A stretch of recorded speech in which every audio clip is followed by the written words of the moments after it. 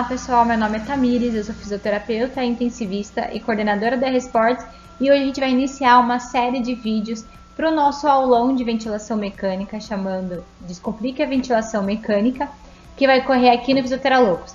Então no vídeo de hoje a gente vai falar sobre o que é a ventilação mecânica e quando de fato o meu paciente precisa desse suporte ventilatório.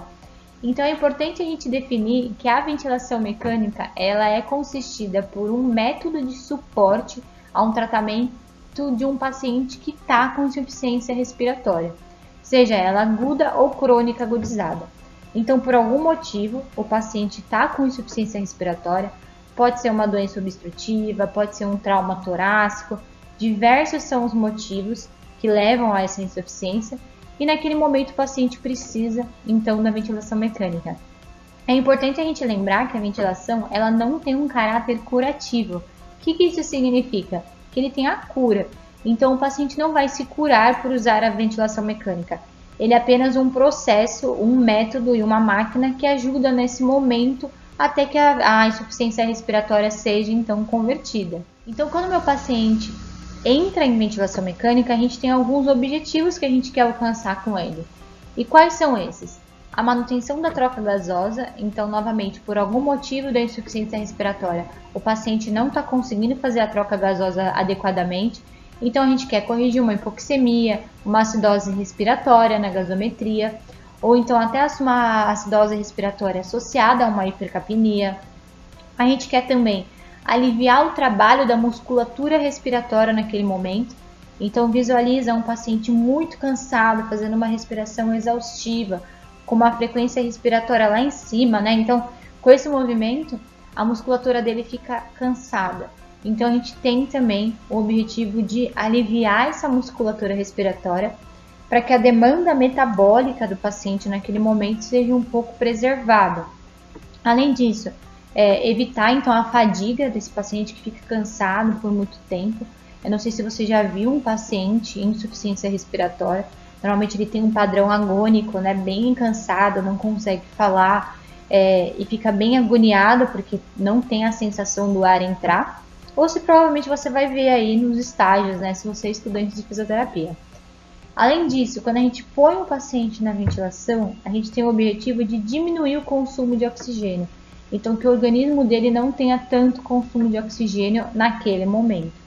E também permitir outras terapêuticas associadas naquele momento. Então, é um paciente que precisa de cirurgia, é um paciente que precisa de algum outro procedimento que ele precisa estar na ventilação mecânica. Então, esses são os objetivos que a gente coloca o paciente no ventilador. Mas, Tamires, e agora? Quando o meu paciente tem a indicação, quando eu olho no leito do meu paciente e falo, ele tem indicação de ventilação? Não é o momento? Será que é a hora? Até para que a gente se posicione diante da equipe. Mesmo se você ainda é estagiário, você provavelmente vai estar com o suporte do professor, mas você tem que observar alguns sinais clínicos do paciente ali que vai estar na sua frente. Então, como que é dividido? As indicações são divididas por causas e são divididas pela clínica do paciente. Quais são as causas? Então, primeiro, um paciente que teve uma parada cardíaca. Então, o paciente, por algum motivo, são diversos os motivos da parada cardíaca, ele parou. Então, naquele momento, ele precisa da ventilação mecânica.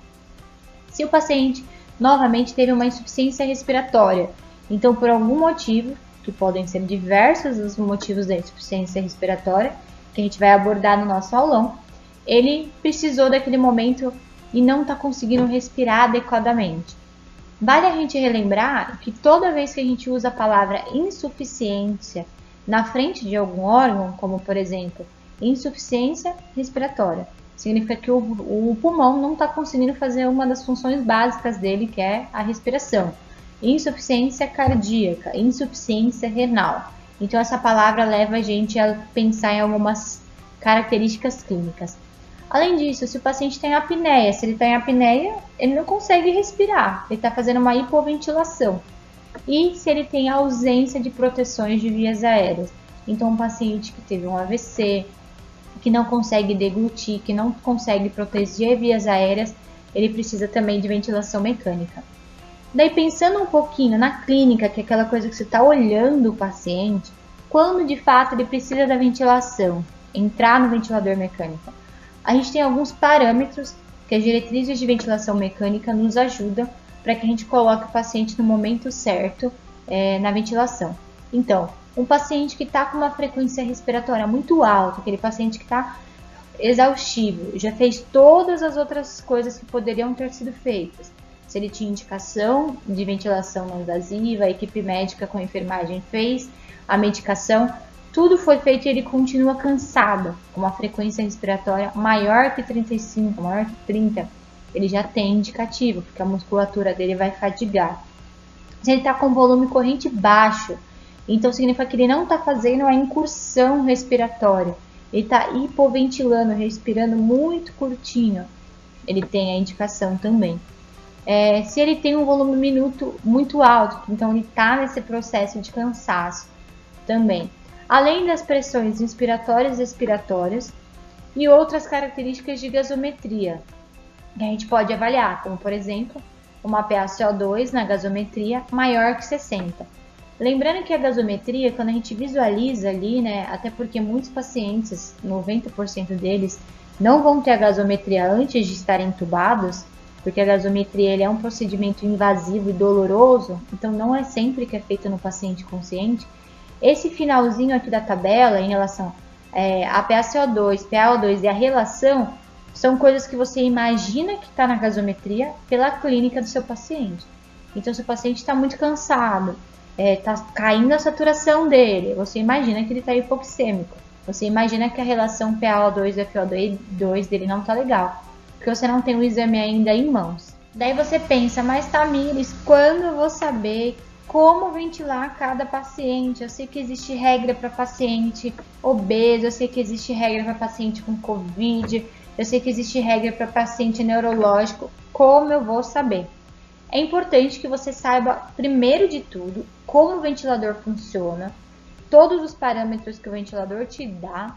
Você estude novamente a fisiologia e a anatomia, não só pulmonar, mas também cardíaca, tudo que está envolvido com a ventilação.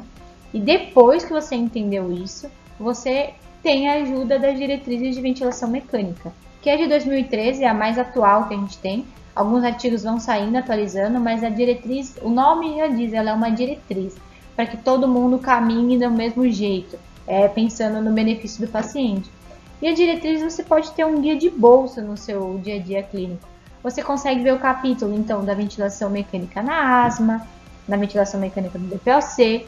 Depois que você entende como a máquina funciona, como os parâmetros funcionam, você consegue olhar um determinado paciente, como por exemplo, um paciente neurológico, e só entender por que o paciente precisa daqueles parâmetros específicos.